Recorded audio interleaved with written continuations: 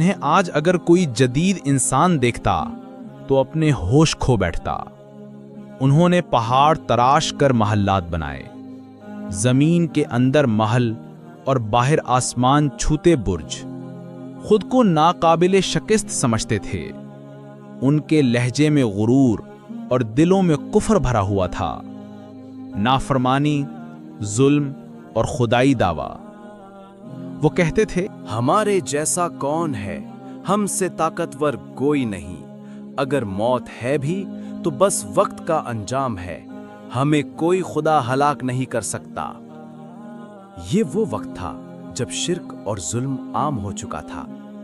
अल्लाह की इबादत को वो भूल चुके थे, बुतों के सामने सजदा करते और जालिमों को अपना लीडर मानते।